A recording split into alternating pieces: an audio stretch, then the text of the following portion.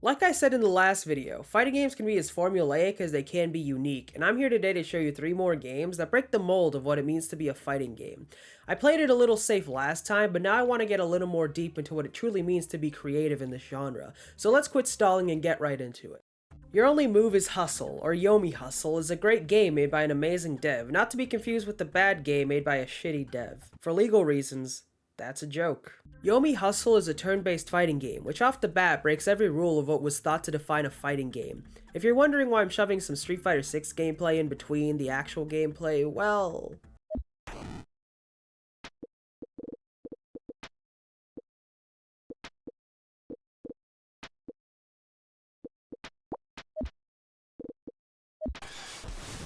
I mean, it's cool to play, but not the most fun thing to watch. But how exactly is it played?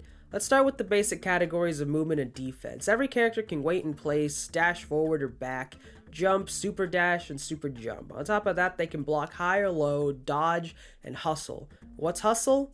A taunt. Taking more into account, some characters have extra options. Cowboy, for example, has a spot dodge under defense as well as a teleport and movement. Other characters have toggles for movement, like Wizard, who can toggle a hover or a fast fall, or Robot, who can toggle the ability to fly in any direction.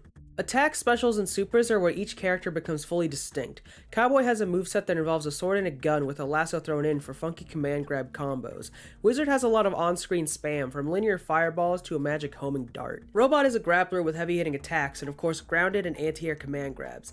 Ninja has fast attacks, at least as fast can be in a turn-based game, with a lot of ninja gimmicks like shurikens, katana slashes, and the ability to create a clone that opens the door to many other options. This game is certainly not for everybody. The end result of a fight can be mind-boggling. You pretty much make an anime fight scene by the end of a match. Hell, the single-player mode literally is a battle choreography machine by itself. This game is about as deep of a bare-bones breakdown you can get. It slows things down and lets you really realize how insane a mental stack a fighting game player is going through in a much faster-paced game, while serving as a great tool to break down the basics of how you should engage and disengage in a variety of different situations.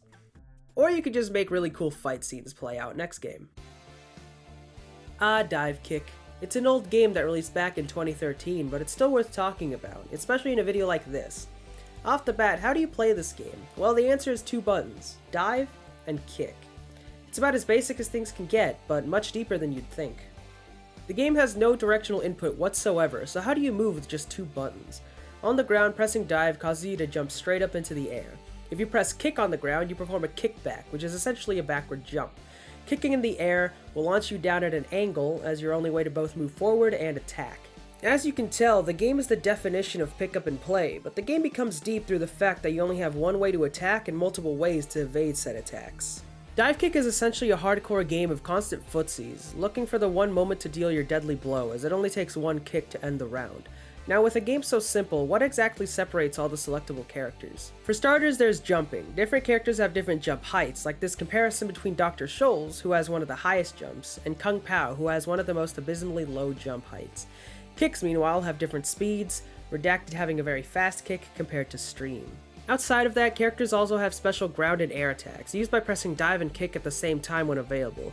Characters like the Fencer can tumble around in the air and on the ground, or throw their sword when it's equipped. Redacted can enter their feral state, to charge their meter on the ground or hang onto the wall in the air. Every character has unique attacks and stats like these to help separate them from the rest. There's more mechanics like concussions, kick factor, and the gem system, but I think we'll cut it there for Dive Kick. Like Yomi, it's also $4.99 on Steam and makes for a great party game due to how simple it is to just pick up and play. Again, it's only 2 buttons. As for our last game, it's one I personally love for how creative and fun it can be, so let's get moving.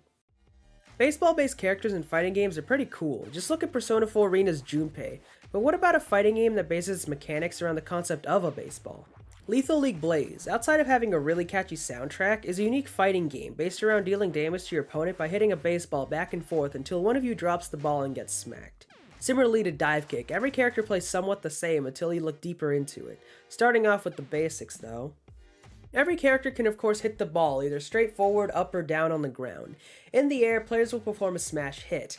As the ball gets faster, hitting the ball in the air will cause the player to be frozen in the air, hitting the ball until it gets launched. There's a lot of deepness to the smash hit mechanics, like stealing, parrying, character-specific stuff, and more.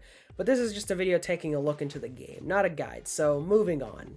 Players can also grab the ball, being able to throw it forward, down, or back on the ground or in the air. You can also bunt a ball, temporarily stopping almost all of its momentum so you can redirect as sort of a mind game or mix-up on your opponent. Weird thing to mention last, but everyone can also double jump. Unless you're Sonata, she can triple jump. Speaking of character specifics, everyone has unique factors in their gameplay that make them unique. As mentioned, Sonata can triple jump. We also have Latch, who can climb walls, Jet can hover, and Candyman can slide through walls. Just look at that goofy little face. Characters also have specials linked to their bar. Once full, characters like Dice can cause the ball to curve or ride walls. Grid can teleport up to 2 times with the ball before launching it out to confuse and mix up the opponent with unexpected angles. And going back to Candyman, he can turn the ball into his face, which will then go through walls and continue to do so until Candyman fails to hit the ball again or is interrupted. The game can also be played as a free for-all or a 2v2 if 1v1 isn't your thing. Lethal League Blaze is $20 on Steam. It's an amazing game and just so goddamn creative. I love it. There are certainly more fighting games out there that ooze creativity, and I look forward to finding them whether it's on my own accord or through suggestions you leave in the comments. I hope you enjoyed this look into even more of the FGC's most creative fighting games, and also hope you look forward to seeing more. As usual, I'm Silver. Thank you for watching, and remember to always blame the lag.